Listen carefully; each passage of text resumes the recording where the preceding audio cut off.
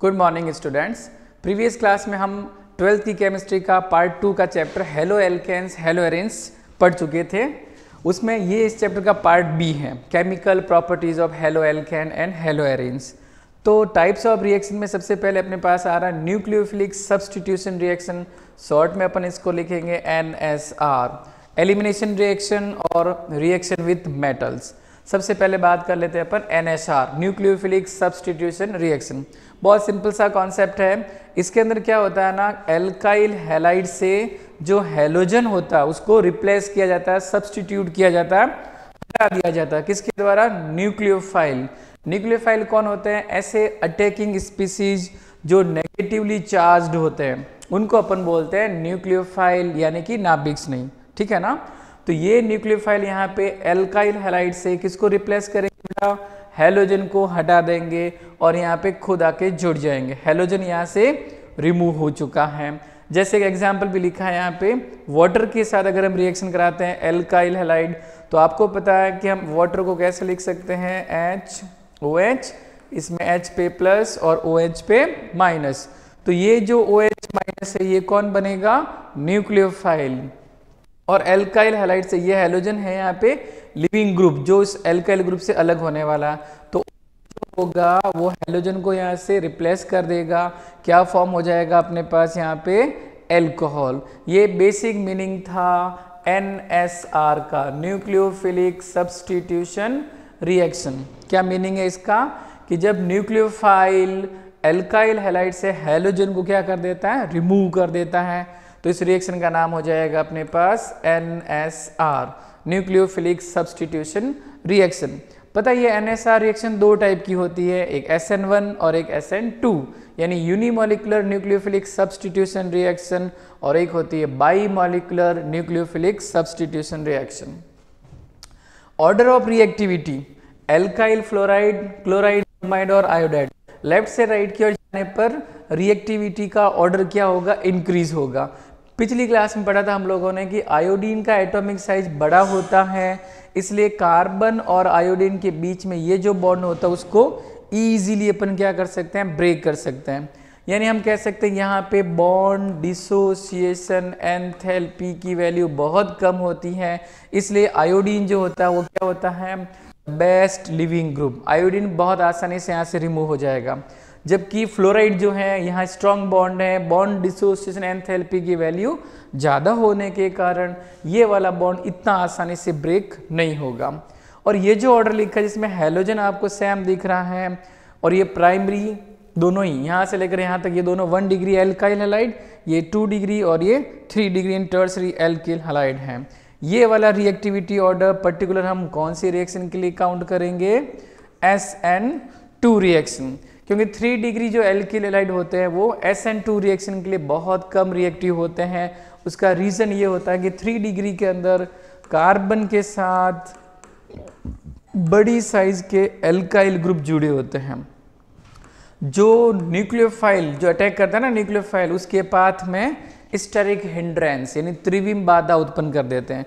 इसलिए tertiary alkyl halide जो होता है वो SN2 रिएक्शन के लिए बहुत कम रिएक्टिव होते हैं।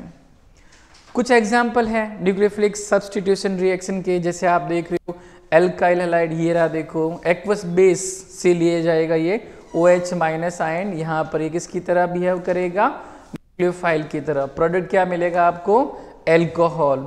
सेम कॉन्सेप्ट, वाटर के साथ रिएक्शन करो, यहाँ लिखा मिलता है से न्यूक्लियोफाइल कौन मिलेगा हमें? OH minus. अगर हम अमोनिया के साथ एल्किल हैलाइड की रिएक्शन कराते हैं तो फर्स्ट जो रिएक्शन बनेगी इसकी अमोनिया के साथ वो कुछ ऐसे बनेगी। यहाँ से हम किसको रिमूव कर देंगे? HX को। तो R के साथ कौन सा ग्रुप आके जुड़ जाएगा? NH2। ये कौन सी अमाइन बन जाएगी? प्राइमरी अमाइंस, यानी 1 डिग्री अमाइन। अगर हम वापस एल्काइल हैलाइड की रिएक्शन 1 डिग्री एमीन के साथ करवाते हैं, इसको भी हम ऐसे लिख सकते थे, ये देखो आप RNHR। अगेन यहाँ से किसको रिमूव कर देंगे अपन? HX को। तो क्या फॉर्म हो जाएगा? सेकेंडरी अमाइंस, यानी कि 2 डिग्री अमाइन।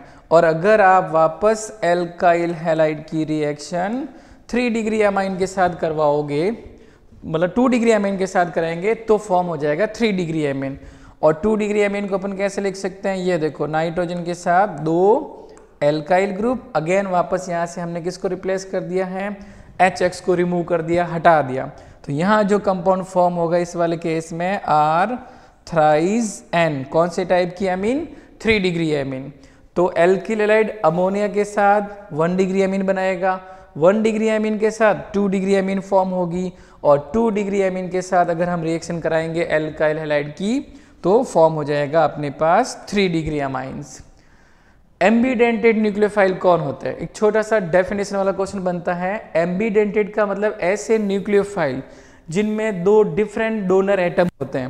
मतलब जब हम हैलाइड की रिएक्शन कराते हैं for example potassium cyanide KCN के साथ, तो यहाँ पर Cn माइनस आयन मिलेगा आपको। इसमें मालूम ये जो कार्बन है ना वो इस एल्काइल ग्रुप के साथ जाके जुड़ रहा है, तो प्रोडक्ट मिलेगा आपको RCN। तो एल्काइल ग्रुप के साथ कौन आके जुड़ा, देखो कार्बन। लेकिन अगर यही रिएक्शन हम करवाते AgCN सिल्वर साइनाइड, तब अपने को आंसर मिलता RNC। चेंज हो गया, देखो वहाँ डोनर एटम कार्बन था, यहाँ डोनर एटम का मतलब न्यूक्लियोफिलिक सेंटर, नाभिक नहीं केंद्र की तरह कौन काम कर रहा, वहाँ कार्बन काम कर रहा था और यहाँ पे नाइट्रोजन। तो डिफरेंट प्रोडक्ट हमें मिलेंगे, एल्किल साइनाइड, और यहाँ पे क्या मिल रहा है, एल्किल आइसोसाइनाइड। तो कहने का मतलब जब किसी अटैकिंग स्पीसीज के अंदर 2 डिफरेंट न्यूक्लियोफिलिक सेंटर होते हैं, 2 भिन्न नाभिक स्नेही परमाणु होते हैं, तो ऐसे न्यूक्लियोफाइल को क्या बोला जाएगा, एम्बीडेंटेड न्यूक्लियोफाइल। उसमें एक एग्जांपल अपने पास साइनाइडाइन और आइसोसाइनाइडाइन, नाइट्राइट और दूसरा NO2 नाइट्रो वाला ग्रुप जो है NO2, और एक होता है ONO। तो इसमें डोनर एटम या न्यूक्लियोफिलिक सेंटर होता है नाइट्रोजन, जबकि इसमें न्यूक्लियोफिलिक सेंटर कौन हो जाता है, ऑक्सीजन। तो ये होता है एम्बीडेंटेड न्यूक्लियोफाइल, उभय दंतुक नाभिक स्नेही। सेम एग्जांपल ये रहा, देखो नाइट्राइट के अंदर डोनर न्यूक्लियोफिलिक सेंटर कौन होगा, N नाइट्रोजन एटम। जैसे हम वही वाली रिएक्शन अगर रिपीट करें कि एल्किल हैलाइड की रिएक्शन पोटेशियम नाइट्राइड KNO2, तो पता है KNO2 को अपन ऐसे लिखेंगे KON double bond O, K पे प्लस, ऑक्सीजन पे क्या आएगा माइनस। तो ये स्पीसीज है न्यूक्लियोफिलिक सेंटर, ये आके जुड़ेगी R के साथ, आंसर मिलेगा RONO एल्काइल नाइट्राइड। जबकि अगर यही रिएक्शन हम करवाते AgNO2 के साथ तो आपको आंसर मिलेगा नाइट्रो एल्केन। तो फिर से वही वाली बात कि एक समय में यहाँ तो नाइट्रोजन एटम है न्यूक्लियोफिलिक सेंटर की तरह बिहेव करेगा, और इस साइड आप देख रहे हो ऑक्सीजन एटम जो है वो न्यूक्लियोफिलिक सेंटर की तरह बिहेव कर रहा है। तो इनको बोला जाता है एम्बीडेंटेड न्यूक्लियोफाइल। ये एक रिएक्शन है अपने पास में, इनमें से कौन बीटा हाइड्रोजन इसमें मॉलिक्यूल है, तो OH जो है किसको रिप्लेस करेगा, देखो 2 हेलो ब्यूटेन, यानी सेकेंड वाले कार्बन पे हेलोजन जुड़ा हुआ है, और अटैकिंग स्पीसीज कौन है यहाँ पे OH माइनस, वही न्यूक्लियोफाइल। ये न्यूक्लियोफाइल किसको रिप्लेस करेगा, यहाँ से हेलोजन को हटा देगा। तो अगर यहाँ पे एक्वस बेस लिया होता हमने, तब तो कौन सी रिएक्शन होती बताओ, NSR न्यूक्लियोफिलिक सब्स्टिट्यूशन रिएक्शन। लेकिन यहाँ पर आप देख रहे हो कि 2 ब्यूटीन यानी एल्कीन का फॉर्मेशन हो रहा है, तो सीधे यहाँ पे जो लिखा उससे आंसर नहीं निकालना, कंडीशन क्या दी उस पर ध्यान देना है। यहाँ पे अगर एक्वस बेस लिखा होता तब तो हम कौन सी रिएक्शन कराते, NSR, और प्रोडक्ट मिलता आपको एल्कोहल। लेकिन अगर इस जगह लिखा मिलेगा आपको एल्कोहलिक KOH, एल्कोहलिक KOH में कौन सी रिएक्शन हो जाती है, एलिमिनेशन रिएक्शन, यानी अल्फा बीटा। जिस कार्बन के साथ हेलोजन जुड़ा वो कौन सा कार्बन, अल्फा कार्बन, उसके अड़ोस पड़ोस वाले कार्बन कौन से होंगे, बीटा, ये भी बीटा कार्बन, ये भी बीटा कार्बन। तो ये अल्फा बीटा एलिमिनेशन रिएक्शन है, एक्वस बेस नहीं है, एल्कोहलिक KOH यहाँ पे गिवन होगा। तो अल्फा से आपको हटाना हेलोजन और बीटा से हटाना हाइड्रोजन। इस वाले क्वेश्चन में आपको 2 आंसर मिल रहे हैं, देखो एक 2 ब्यूटीन और एक 1 ब्यूटीन। अब बताओ इसमें से कौन मेजर प्रोडक्ट होगा, अधिक अमाउंट में कौन बनेगा, तो 2 ब्यूटीन जो है ना वो मेजर प्रोडक्ट है। कैसे, तो एक रूल्स पढ़ते हैं अपन इसमें, सेट-जेप रूल। सेट-जेप ने कहा था कि अगर एलिमिनेशन रिएक्शन में दो एल्कीन बनती है, दो आइसोमेरिक एल्कीन फॉर्म होती है, तो वह एल्कीन मेजर प्रोडक्ट होती है जिसमें डबल बॉन्डेड कार्बन के साथ मोर अमाउंट में सब्स्टिट्यूट जुड़े होते हैं। तो ऊपर वाले एग्जाम्पल में आप देख रहे हो ये डबल बॉन्डेड कार्बन है एक और ये दूसरा, दो सब्स्टिट्यूट जुड़े हुए, जबकि इधर हम देख रहे हैं डबल बॉन्डेड कार्बन के साथ ये पूरा एक ही सब्स्टिट्यूट काउंट होगा। तो ज़्यादा सब्स्टिट्यूट कहाँ जुड़े हैं डबल बॉन्डेड कार्बन के साथ? इस वाले प्रोडक्ट में। So it is the major product. कौन से रूल के अकॉर्डिंग? सेट-जेप रूल के अकॉर्डिंग। ये रहा देखो, जेट-सेव रूल या फिर सेट-जेप रूल बोलते हैं, सेम वही वाला क्वेश्चन। OH आपको दिख रहा होगा, यहाँ पे हमने कौन सी कंडीशन ली है, याद है ना? This reaction occurs in presence of alcoholic base. तो एल्कोहलिक बेस है, तो ये जो है ना OH, वो यहाँ पे NSR मतलब न्यूक्लियोफिलिक सब्स्टिट्यूशन रिएक्शन शो नहीं कर रहा, बल्कि यहाँ पे हमें अल्फा कार्बन ये बना दिया बीटा-1, ये बना देते हैं अपन बीटा-2। तो पहले वाले केस में जो आंसर मिल रहा है आपको वो है फ्रॉम अल्फा बीटा-2, यानी अल्फा से हैलोजन और बीटा-2 से हाइड्रोजन, तब हमें मिल रहा है 2-ब्यूटीन। और सेकेंड वाला जो आंसर आपको मिल रहा है वो है फ्रॉम अल्फा बीटा-1। तो ये अल्फा और ये बीटा-1, इधर से हाइड्रोजन हटाएंगे, यहाँ डबल बॉन्ड आएगा। तो मेजर प्रोडक्ट कौन सा वाला हुआ बताओ? 2-ब्यूटीन। कौन से रूल के अकॉर्डिंग? सेट-जेप रूल, जो क्या कहता है कि अगर एलिमिनेशन रिएक्शन में दो आइसोमेरिक एल्कीन फॉर्म होती है तो वह एल्कीन मेजर प्रोडक्ट होगी जिसमें डबल बॉन्डेड कार्बन के साथ अधिक अमाउंट में सब्स्टिट्यूट जुड़े हुए होते हैं। रिएक्शन विद मैग्नीशियम मेटल, आप देख रहे हो ये अल्काइल हैलाइड है, magnesium metal in presence of dry ether. तो ये मैग्नीशियम हैलोजन से जस्ट पहले लाके आपको जोड़ना है, क्योंकि मैग्नीशियम की वैलेंसी 2 होती है, तो ये बीच में जोड़ा जाएगा। इसको बोलेंगे अपन Grignard reagent, alkyl magnesium halide, also known as Grignard reagent या ग्रीनियर अभिकर्मक।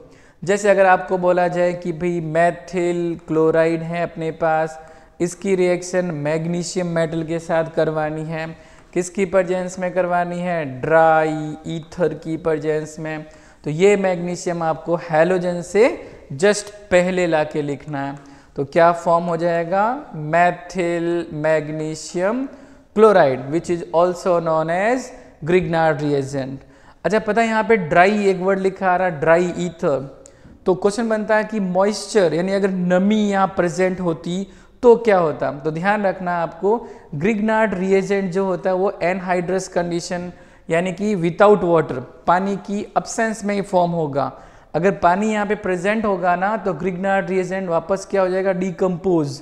जैसे यहीं से आगे अगर हम लिखें पानी H2O, तो इधर H जुड़ जाएगा और इधर OH, वापस आंसर क्या मिलेगा आपको? एल्केन मिल जाएगा।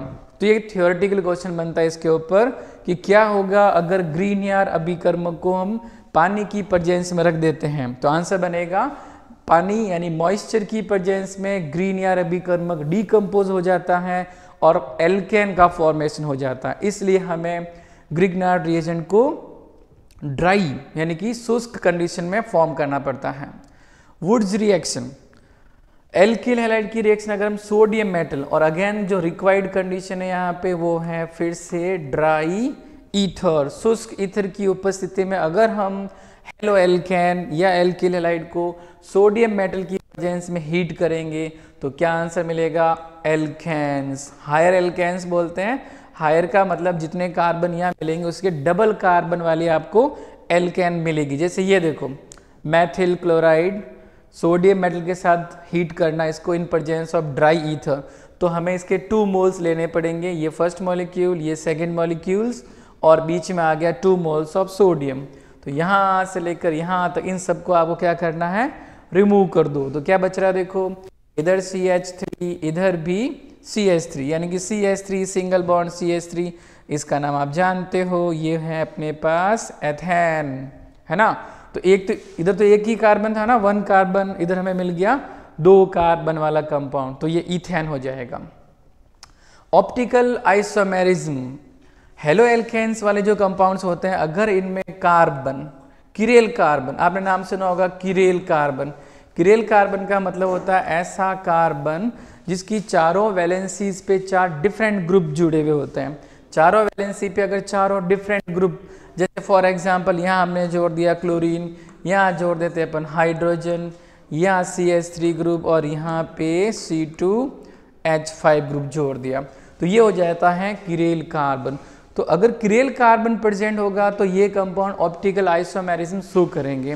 तो ऑप्टिकल आइसोमेरिज्म के अकॉर्डिंग कंपाउंड 2 टाइप के हो सकते हैं, एक डेक्स्ट्रा रोटेटर और एक लीवो रोटेटर वाले। डेक्स्ट्रा रोटेटर का मतलब ऐसे कंपाउंड जो प्लेन पोलराइज लाइट को क्लॉकवाइज डायरेक्शन में रोटेट करेंगे, तब उनको बोलेंगे अपन डी फॉर्म प्लस से इसको रिप्रेजेंट किया जाता है, वो प्लेन पोलराइज लाइट को क्लॉकवाइज डायरेक्शन में रोटेट करते हैं। और इसका उल्टा अगर ऑप्टिकली एक्टिव कंपाउंड्स PPL को एंटी क्लॉकवाइज डायरेक्शन में रोटेट करेंगे तो उनको बोलेंगे अपन लीवो रोटेटरी कंपाउंड्स। ये देखो आप, डेक्स्ट्रा रोटेटरी और लीवो रोटेटरी कंपाउंड, इनका जो रोटेशन का डायरेक्शन होगा वो क्या होगा बताओ, क्लॉकवाइज। स्मॉल d से इनको रिप्रेजेंट करते हैं, पॉजिटिव साइन भी इनके साथ लगा सकते हैं अपन। और इसका जस्ट उल्टा अगर डायरेक्शन रोटेशन की क्या हो जाएगी, लेफ्ट, यानी कि एंटी क्लॉकवाइज डायरेक्शन, तो इनको अपन स्मॉल l अल्फाबेट से रिप्रेजेंट करते हैं और नेगेटिव साइन भी लिखते हैं। तो कहने का मतलब हेलो एल्केन वाले कंपाउंड में अगर किरेल कार्बन प्रेजेंट है और वो PPL को क्लॉकवाइज या एंटी क्लॉकवाइज डायरेक्शन में रोटेट करते हैं तो उसमें ऑप्टिकल आइसोमेरिज्म होती है। कॉज ऑफ ऑप्टिकल एक्टिविटी, इसमें ऑप्टिकल वर्ड से किरेलिटी को हमने कनेक्ट किया था। किरेलिटी जो वर्ड है वो ग्रीक लैंग्वेज के एक वर्ड होता है कियर, वहां से लिया गया है। कियर या चीयर का मतलब होता है हाथ। तो जिस प्रकार से हमारे हाथ जो होते हैं एक दूसरे के मिरर इमेजेस होते हैं, लेकिन वो सुपर इम्पोज नहीं होते, एक दूसरे के दर्पण प्रतिबिंब होते हैं, लेकिन उनको अध्यारोपित नहीं किया जा सकता है। तो ऐसे ही जो किरेल कंपाउंड्स होते हैं वो भी एक दूसरे के मिरर इमेजेस होते हैं, लेकिन एक दूसरे को अध्यारोपित नहीं कर सकते हैं।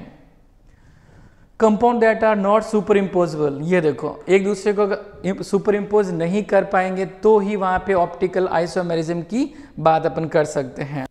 These isomers are known as enantiomers. Enantiomers का मतलब वही वे कंपाउंड जो एक दूसरे के मिरर इमेजेस होंगे लेकिन सुपर इम्पोज नहीं किए जा सकते हैं। न्यूक्लियोफिलिक सब्स्टिट्यूशन रिएक्शन जो हम इसके पहले वाली स्लाइड में डिस्कस कर रहे थे, शॉर्ट में हमने इसको लिखा भी था NSR वाली रिएक्शन।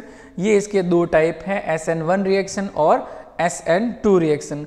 जो SN1 रिएक्शन है इसका फुल फॉर्म यहाँ से अपन स्टार्ट करते हैं, यूनिमोलिकुलर न्यूक्लियोफिलिक सब्स्टिट्यूशन रिएक्शन, और ये है बाईमोलिकुलर न्यूक्लियोफिलिक सब्स्टिट्यूशन रिएक्शन। यानी NSR के ये 2 टाइप होते हैं।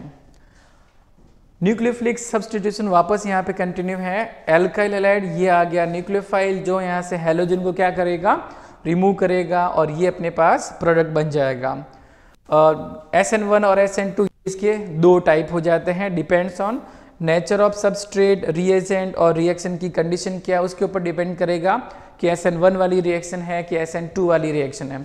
जैसे हम SN1 की मैकेनिज्म को अगर पढ़ें वापस, SN1 का फुल फॉर्म मैंने आपको बता दिया था, ये यूनिमोलिकुलर न्यूक्लियोफिलिक सब्स्टिट्यूशन रिएक्शन होती हैं। और SN1 रिएक्शन के लिए इसेंशियल कंडीशंस कि यहाँ पे कौन सा वाला एल्काइल हैलाइड होगा बेटा, 3 डिग्री एल्काइल हैलाइड होने पर ही कौन सी रिएक्शन की बात करेंगे अपन, SN1 रिएक्शन। और SN1 रिएक्शन की मैकेनिज्म एक्चुअली 2 स्टेप में कंप्लीट होती है। SN1 रिएक्शन कंप्लीट्स इन 2 स्टेप। पहले स्टेप में क्या होता है, 3 डिग्री एल्किल हैलाइड से हैलोजन रिमूव होगा और कार्बोकैटायन का फॉर्मेशन होगा। और सेकेंड स्टेप में न्यूक्लियोफाइल उस कार्बोकैटायन के साथ जुड़ करके फाइनल प्रोडक्ट का फॉर्मेशन करेगा। इसमें rate depends on concentration of 1 species, इसलिए इसका नाम क्या बताओ, SN1। और वो 1 स्पीसीज कौन है, वो है एल्काइल हैलाइड। वो भी कौन सा वाला, 3 डिग्री एल्किल हैलाइड। मतलब SN1 रिएक्शन में जो रेट ऑफ रिएक्शन है वो सिर्फ एल्किल हैलाइड की कंसंट्रेशन पे डिपेंड करती है, इसलिए इस रिएक्शन का ऑर्डर ऑफ रिएक्शन बोला जाएगा first order. Depends on alkyl halide and not nucleophile, क्योंकि पहले स्टेप में न्यूक्लियोफाइल होता ही नहीं है। जो रेट डिटर्मिनेशन स्टेप होता है ना, उसमें सिर्फ एल्किल हैलाइड ही काम में आता है, न्यूक्लियोफाइल वहां पे यूज में नहीं आता। ये रिएक्शन 2 स्टेप में होगी। फर्स्ट स्टेप के अंदर जिसको अपन स्लो स्टेप कहते हैं, और ये रेट डिटर्मिनेशन स्टेप होता है, और सेकंड स्टेप जो होता है उसको अपन बोलते हैं फास्ट स्टेप। जैसे ये देखो रिप्रेजेंट किया हुआ मेरे पास है 3 डिग्री एल्काइल हैलाइड। इसमें पहले स्टेप में क्या होगा, हैलोजन को रिमूव किया जाएगा। कार्बन और हैलोजन के बीच में जब बॉन्ड टूटेगा तो इलेक्ट्रॉन हैलोजन के साथ चले जाएंगे। तो यहाँ पे आप लिख सकते हो +x-, ये हैलोजन रिमूव हुआ और इस कार्बन पे कौन सा चार्ज आ जाएगा, पॉजिटिव चार्ज। पॉजिटिवली चार्ज ये स्पीसीज किस नाम से जानी जाएगी, कार्बोकैटाइन। तो बताओ ये कौन से डिग्री वाला कार्बोकैटाइन फॉर्म हो रहा है, 3 डिग्री कार्बोकैटाइन। इसको 3 डिग्री कार्बोकैटाइन क्यों कह रहे हैं हम, क्योंकि जिस कार्बन पे प्लस दिख रहा ना आपको, वो वाला कार्बन डायरेक्टली 3 अदर कार्बन के साथ जुड़ा हुआ, इसलिए 3 डिग्री कार्बोकैटाइन है। स्टेप 2 में क्या होगा, अटैक ऑफ न्यूक्लियोफाइल। जो न्यूक्लियोफाइल होगा वो उस कार्बोकैटाइन के साथ जाके जुड़ जाएगा। तो फर्स्ट जो स्टेप था उसको हम कह रहे थे स्लो स्टेप या रेट डिटर्मिनेशन स्टेप, और सेकंड स्टेप में क्या हो जाएगा, ये क्विकली जाके जुड़ जाएगा, फास्ट स्टेप कहने का मतलब। ये एग्जांपल आ गया फिर से 3 डिग्री एल मतलब वही H+OH-, ये यहाँ पे न्यूक्लियोफाइल होगा। तो इसको अपने को वही 2 स्टेप में समझाना होगा। इसमें वो सेम बात है वापस कि डबल स्टेप की रिएक्शन है SN1 वाली, और इसमें भी देखो अगर रेट ऑफ रिएक्शन को रिप्रेजेंट करना है तो ये रहा रेट ऑफ रिएक्शन। सिर्फ किस पे डिपेंड कर रहा है, देखो आप ओनली एल्किल हैलाइड की कंसंट्रेशन पे डिपेंड कर रहा है। यहाँ पे न्यूक्लियोफाइल को हम काम में नहीं लेंगे। SN2 की मैकेनिज्म फुल फॉर्म आपके सामने लिखा है, बाई मॉलिकुलर, और ये जो 2 है वो इसकी ऑर्डर ऑफ रिएक्शन को रिप्रेजेंट कर रहा है, यानी कि SN1 के अपोजिट इसके अंदर जो रेट ऑफ रिएक्शन होगा वो दोनों की कंसंट्रेशन पे डिपेंड करेगा। कौन दोनों, एक न्यूक्लियोफाइल और एक एल्काइल हैलाइड। अच्छा, SN2 के अंदर जो आप एल्काइल हैलाइड काम में लोगे वो 1 डिग्री वाला होगा। 3 डिग्री वाला एल्काइल हैलाइड SN2 के लिए बहुत कम रिएक्टिव होता है। रीजन उसका कि जहाँ हैलोजन जुड़ा है ना, उस कार्बन के साथ अगर बल्की ग्रुप यानी लार्ज साइज वाले एल्काइल ग्रुप जुड़े होंगे तो उस न्यूक्लियोफाइल के पाथ में क्या करेंगे बताओ, स्टेरिक हिंड्रेंस, त्रिविम बाधा।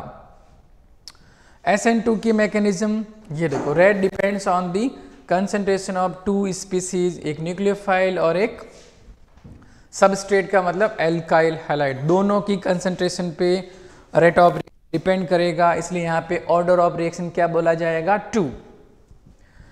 ये देखिए आप, ये वापस अपने पास 1 डिग्री एल्काइल हैलाइड आ गया है, और ये है यहाँ पे न्यूक्लियोफाइल। रिएक्शन का टाइप कौन सा होगा बताओ, SN2 रिएक्शन, जो कितने स्टेप में कंप्लीट करानी है अपने को, सिंगल स्टेप के अंदर।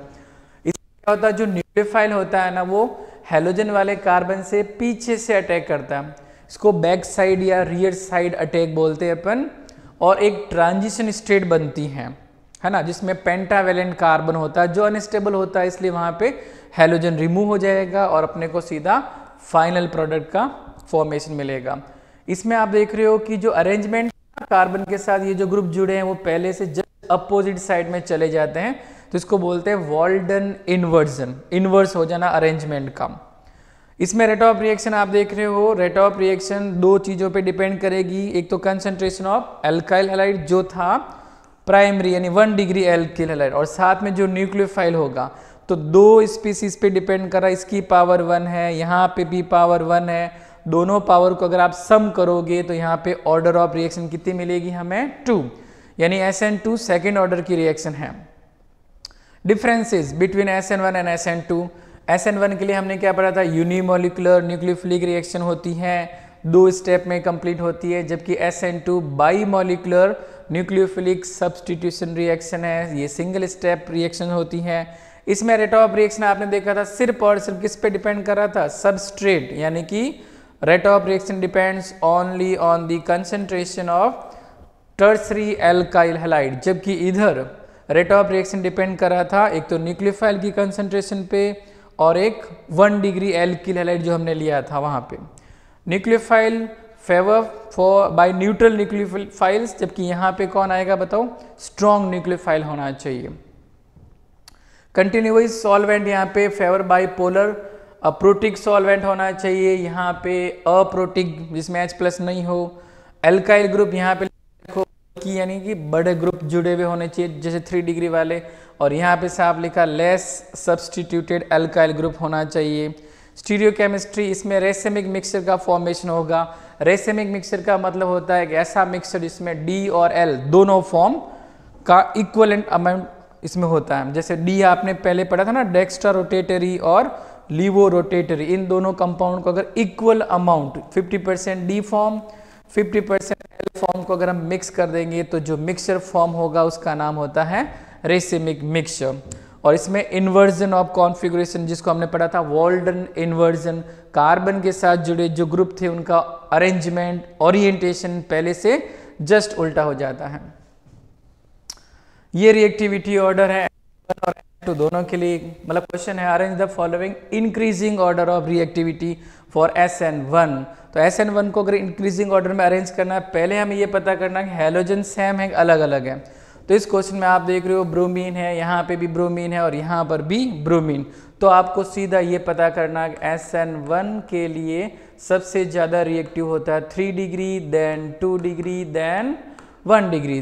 तो ये तो हो गया आपके पास प्राइमरी एल्किल हैलाइड, ये हो जाएगा सेकेंडरी एल्किल हैलाइड, और ये कौन है बताओ, टर्सरी एल्किल हैलाइड। हमें कौन से ऑर्डर में पूछा है, इंक्रीजिंग ऑर्डर। तो अगर आप ये लिखोगे तो गलत हो जाएगा, क्योंकि ये तो कौन से ऑर्डर में लिखा है, डिक्रीजिंग ऑर्डर, सबसे ज़्यादा फिर कम, और यहाँ पूछ रहे इंक्रीजिंग ऑर्डर यानी कि कम से ज़्यादा की ओर जाना पड़ेगा। तो ये ऑलरेडी आप देख रहे हो कौन से ऑर्डर में लिखा हुआ है, इंक्रीजिंग ऑर्डर में, सबसे कम रिएक्टिव, उससे ज़्यादा और उससे ज़्यादा रिएक्टिव। सेकेंड वाले क्वेश्चन में आप देख रहे हो यहाँ पर है ब्रोमीन, यहाँ पर है क्लोरीन और यहाँ पर कौन है बताओ, आयोडीन। तो इस बार एल्काइल ग्रुप को नहीं देखना है बल्कि हैलोजन को देखना है। कार्बन और ब्रोमीन वाला बॉन्ड यहाँ पे, इधर कार्बन और क्लोरीन वाला बॉन्ड और इधर कार्बन और आयोडीन। बताओ कौन सा बॉन्ड जल्दी टूटेगा, कार्बन और आयोडीन, क्योंकि आयोडीन की एटॉमिक साइज क्या होती है, ज़्यादा बड़ी, इसलिए ये बॉन्ड डिसोसिएशन एंथैल्पी यहाँ पे कम होगी। तो इसके लिए ऑर्डर अगर हमें लिखना है इंक्रीजिंग ऑर्डर में, तो सबसे पहले कौन आएगा, कार्बन और क्लोरीन वाला, यानी ये सबसे पहले। इससे ज़्यादा रिएक्टिव कौन होगा, ब्रोमीन, और उससे भी ज़्यादा रिएक्टिव कौन होगा, आयोडीन वाला। ठीक है, ये इसका रिएक्टिविटी ऑर्डर। अब ये आ गया हेलोएरिन्स। इस चैप्टर की स्टार्टिंग पढ़ा था ना, हेलोएरिन का मतलब क्या पढ़ा था, याद करो, जब हेलोजन एटम कहाँ जुड़ा होता है, डायरेक्टली बेंजीन रिंग के साथ जुड़ा होता है, उसको बोलते थे अपन हेलोएरिन। तो ये हेलोएरिन के प्रिपरेशन मेथड है, जिसमें फर्स्ट आ रहा आपके पास डायरेक्ट हेलोजिनेशन, यानी बेंजीन का डायरेक्ट हेलोजिनेशन करना, जैसे क्लोरीनेशन, ब्रोमिनेशन यहाँ पे, तो सीधा आंसर मिल जाएगा अपने को हेलोएरिन्स। कोई दिक्कत नहीं। इसमें एक्चुअली क्या है ना, देखो जैसे बेंजीन पे एक हाइड्रोजन जुड़ा हुआ है यहाँ पे, और Cl2 को हम लिख सकते हैं क्लोरीन, सिंगल बॉन्ड क्लोरीन। तो यहाँ से एक क्लोरीन और यहाँ से एक हाइड्रोजन को आप हटा दो, ये क्लोरीन कहाँ जाके जुड़ जाएगा, उस जगह जहाँ पहले हाइड्रोजन जुड़ा हुआ था। ये रहा अपना आंसर क्लोरोबेंजीन, और इसको आपने रिमूव किया था ना, ये देखो H और Cl हटा दिया था। सेम क्वेश्चन ये वाला, वहाँ क्लोरीन था, इधर ब्रोमीन आ गया, आप यहाँ पे जो हाइड्रोजन जुड़ा उसको, और ब्रोमीन जो Br2 है उसको मैंने ऐसे अलग लिख दिया, Br सिंगल बॉन्ड Br, यहाँ से H और यहाँ से किसको रिमूव कर देंगे, Br, तो HBr यहाँ से हट जाएगा, और जो प्रोडक्ट बनेगा अपने पास वो है bromobenzene, type of हेलोएरिन्स। Same reaction again, लेकिन यहाँ पे एक नया सब्सटीट्यूट और जोड़ दिया। देखो इस कंपाउंड का नाम मेथिल बेंजीन, इसको हम टोल्यून भी बोलते हैं, और हम जानते हैं कि ये कौन सा डायरेक्टिंग ग्रुप है, ऑर्थोपेरा, मीन्स जो यहाँ पे अटैकिंग स्पीसीज है ना। अच्छा, उससे पहले मैं आपको बताऊँ ये कौन से टाइप की रिएक्शन है, ESR मतलब इलेक्ट्रोफिलिक सब्सटीट्यूशन रिएक्शन। तो जो इलेक्ट्रोफाइल अटैक करेगा ना, अब वो कहाँ जाके जुड़ेगा, बेंजीन रिंग की ऑर्थो और पैरा पोजीशन पे, तो डबल आंसर पॉसिबल होता है। तो इसमें ऑर्थो और पैरा दो आंसर मिलते हैं। हालांकि यहाँ पे ध्यान देना था आपको, सनलाइट लिखा हुआ, इसका मतलब ये फ्री रेडिकल वाली रिएक्शन हो जाएगी, तो ऑर्थो और पैरा पे ना जोड़ के हमें इधर से एक हाइड्रोजन और यहाँ से इस क्लोरीन को हटा के क्या बनाना पड़ेगा, बेंजाइल क्लोराइड।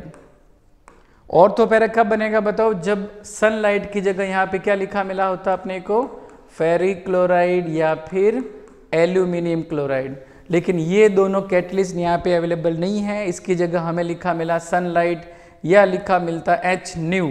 तो यहाँ पे फ्री रेडिकल वाली रिएक्शन होगी तो बेंजाइल क्लोराइड, जिसका आईपीसी नाम ये लिखा है 1 क्लोरो 1 फिनाइल मीथेन। इधर इथाइल बेंजीन है, सेम वही देखो है तो क्लोरीन यहाँ जुड़ेगा, वो 1 डिग्री से बन रहा है और यहाँ पे 2 डिग्री वाला। मेजर प्रोडक्ट कौन सा होगा, हालांकि दोनों रिएक्शन अलग अलग हैं इसलिए साइड में कोई भी एक्स्ट्रा प्रोडक्ट यहाँ पे लिखा हुआ नहीं है। सेंड मेयर रिएक्शन, ये एक नेम रिएक्शन है, इसमें स्टार्टिंग कंपाउंड ये है अपने पास बेंजीन डाइएजोनियम क्लोराइड और यहाँ कॉपर का सॉल्ट लिया जाएगा, क्यूप्रस क्लोराइड या फिर क्यूप्रस ब्रोमाइड, दोनों रिएक्शन हैं। इधर क्लोरोबेंजीन बनेगा और यहाँ पे अपने पास आंसर आएगा ब्रोमोबेंजीन। गाटरमान रिएक्शन और सेंडमेयर रिएक्शन में हल्का सा चेंज है, वहाँ पे कॉपर का अपन सॉल्ट लेते हैं, क्यूप्रस क्लोराइड क्यूप्रस ब्रोमाइड, जबकि यहाँ पे कॉपर पाउडर लिया जाता है। प्रोडक्ट तो सेम है, देखो यहाँ पर भी अगर HCl लिखा है तो क्लोरोबेंजीन बनाना है, HBr लिखा हुआ तो क्या बनाएंगे अपन, ब्रोमोबेंजीन। लेकिन डिफरेंस क्या है, सेंडमेयर रिएक्शन में आपको यहाँ पे क्यूप्रस हैलाइड जैसे CuCl CuBr ये लिखा मिलता है, बाकी कोई चेंजेस नहीं है। Chemical properties of hello arenes, जैसे हेलो एल्केन्स की केमिकल प्रॉपर्टीज पढ़ी थी, वैसे ये कौन है बताओ, हेलो एरीन्स की केमिकल प्रॉपर्टीज। सेम वापस वही NSR एलिमिनेशन की जगह ये आ जाएगी ESR और लास्ट है अपने पास रिएक्शन विथ मेटल्स। ये एक रीजनिंग क्वेश्चन आ रहा है कि जो हेलो एरेन्स होते हैं वो NSR के लिए बहुत कम रिएक्टिव होते हैं, ऐसा क्यों बताओ, क्योंकि हेलो एरेन्स में हेलोजन के पास जो लोन पेयर होते हैं वो बेंजीन रिंग के साथ क्या करेंगे, रेजोनेंस, और रेजोनेंस के कारण यहाँ पे कार्बन और हेलोजन के बीच में क्या आ जाएगा, डबल बॉन्ड। इस डबल बॉन्ड को तोड़ना न्यूक्लियोफाइल के लिए क्या हो जाता है, difficult, and that's why haloarenes are very very less reactive for NSR। Ortho para directing group, ये हम बात कर रहे हैं ESR वाली रिएक्शन, जो मैंने थोड़ी देर पहले आपको बताया था ना कि इसमें जब लोन पेयर रेजोनेंस में पार्टिसिपेट करेंगे बेंजीन रिंग के साथ तो ऑर्थो और पैरा पोजीशन पे क्या आ जाएगा बताओ, नेगेटिव चार्ज, यानी इलेक्ट्रॉन डेंसिटी बढ़ जाएगी। तो इलेक्ट्रोफाइल होगा वो कहाँ के जुड़ेगा, ऑर्थो और पैरा पोजीशन पे। जैसे example number 1 nucleophilic substitution reaction chlorobenzene NaOH, देखो यहाँ जो कंडीशन लिखी है ना ये वाली, इतनी हाई टेम्परेचर और हाई प्रेशर पर ही ये रिएक्शन पॉसिबल है। इसका रीज़न अभी पढ़ा था आपने कि क्लोरोबेंजीन में क्लोरो पे जो लोन पेयर है वो बेंजीन रिंग के साथ जब रेजोनेंस में पार्टिसिपेट करेंगे तो यहाँ पे कौन सा बॉन्ड आ जाएगा, डबल बॉन्ड। तो अगर आप ये टेम्परेचर नहीं लिखते हो तो ये OH इस बॉन्ड को नहीं तोड़ पाएगा, है ना। रीज़न था ना, रेजोनेंस के कारण कार्बन और हेलोजन के बीच डबल बॉन्ड आ जाएगा, इस डबल बॉन्ड को तोड़ना इस न्यूक्लियोफाइल के लिए कंपैरेटिवली डिफिकल्ट हो जाएगा। इसलिए हाई टेम्परेचर होने पर ही हम क्लोरोबेंजीन की रिएक्शन एक्वस बेस के साथ करके क्या बना पाएंगे, फिनॉल। न्यूक्लियोफिलिक सब्स्टिट्यूशन रिएक्शन, ये वापस वही सेम रिएक्शन है लेकिन सब्स्टिट्यूट ग्रुप जोड़ दिया। देखो -M या +M वाले जो ग्रुप होते हैं इलेक्ट्रॉन अट्रैक्टिंग, नाइट्रो ग्रुप जो होता है वो इलेक्ट्रॉन को अपनी ओर खींचेगा, तो ये जो डबल बॉन्ड का इफेक्ट होगा थोड़ा सा कम हो जाएगा। इसलिए टेम्परेचर आप देखो पहले से यहाँ पे थोड़ा कम चाहिए, अगर 2 ग्रुप जोड़ दिए तो टेम्परेचर पहले की तुलना में और क्या हो जाएगा बताओ, कम, यानी रेट ऑफ रिएक्शन थोड़ा सा इंक्रीज हो जाएगा नाइट्रो ग्रुप की प्रेजेंस के कारण। और इस वाले एग्जाम्पल में आप देखो आपने 3 नाइट्रो ग्रुप जोड़ दिए हैं तो ये जस्ट हल्का सा गर्म करने पर ही किस में चेंज हो जाएगा, पिक्रिक एसिड 2,4,6 ट्राई नाइट्रोफिनॉल इसको बोलते हैं अपन। हेलोजिनेशन, ये वापस हम पहुंच गए इलेक्ट्रोफिलिक सब्स्टिट्यूशन रिएक्शन। इसमें हम बात कर रहे थे कि इस क्लोरीन के पास जो लोन पेयर हैं वो जब रेजोनेंस में पार्टिसिपेट करेंगे तो इस जगह ऑर्थो और पैरा पोजीशन पे क्या हो जाता है, इलेक्ट्रॉन डेंसिटी इंक्रीज हो जाएगी। और अब जो इलेक्ट्रोफाइल होगा वो ऑर्थो और कहाँ के जुड़ेगा बताओ, पैरा पे। तो 2 पोजीशन यानी 2 प्रोडक्ट पॉसिबल है, देखो ये पैरा वाला और ये ऑर्थो वाला। इन दोनों में से भी अगर मेजर प्रोडक्ट पूछा जाए तो कौन सा वाला होगा, पैरा वाला। ये माइनर क्यों है, क्योंकि इसमें क्लोरीन के पास लोन पेयर है और इधर भी क्लोरीन के पास लोन पेयर है, तो इन लॉन पेयर के बीच में रिपल्सन के चांस ज़्यादा होंगे, इसलिए ये प्रोडक्ट कम बनेगा as compare to para. Nitration में हम क्या करेंगे, क्लोरोबेंजीन की रिएक्शन कंसंट्रेट HNO3 और कंसंट्रेट H2SO4 के साथ करवाएंगे। हम HNO3 को ऐसे लिख सकते हैं ना, देखो HONO2। अब वही ऑर्थो वाला हाइड्रोजन और ये पैरा वाला हाइड्रोजन, अगर हम यहाँ से H और यहाँ से OH हटाएंगे तो क्या रिमूव हो जाएगा, H2O। बचा कौन, देखो NO2 ग्रुप। एक बार इसको ऑर्थो पे लाके जोड़ो और एक बार इसको पैरा पे लाके जोड़ दो। सेम कंडीशन, ऑर्थो वाला माइनर प्रोडक्ट होगा और पैरा वाला जो होगा वो मेजर प्रोडक्ट। सल्फोनेशन वाली रिएक्शन में हम क्लोरोबेंजीन की रिएक्शन, अगर कंसंट्रेट सल्फ्यूरिक एसिड, सेम वैसे ही देखो H2SO4 को हम लिख सकते हैं HOSO3H, ये ऑर्थो वाला हाइड्रोजन, ये पैरा वाला हाइड्रोजन, यहाँ से H यहाँ से OH, क्या रिमूव कर दिया बताओ, H2 हो जाएगा, यहाँ से रिमूव आउट, बचेगा SO3H ग्रुप, जिसको आपको एक बार ऑर्थो पे लाके जोड़ना है और एक बार कहाँ लाके जोड़ेंगे हम, पैरा पे। फ्रीडल क्राफ्ट रिएक्शन, इसके दो पार्ट होते हैं, एक एल्काइलेशन और एक एसिटाइलेशन। इसमें भी वही कॉन्सेप्ट काम में लेना आपको, इधर से हाइड्रोजन, इधर से क्या हटाना है, क्लोरीन। तो ये जो मिथाइल ग्रुप है ना, वो एक बार ऑर्थो पे आके जुड़ेगा और एक बार पैरा पोजिशन पे। एसिटाइलेशन, ये फिर से ऑर्थो वाला हाइड्रोजन और यहाँ से आपको हटाना है Cl, HCl माइनस हो जाएगा, ये कार्बन सीधा इस जगह जाके बॉन्ड बनाएगा, ये देखो है ना, कीटोन ग्रुप आ गया COO, इसलिए इसका नाम आ रहा है एसीटोफिनॉन और एक बार पैरा पोजिशन पे जोड़ देंगे।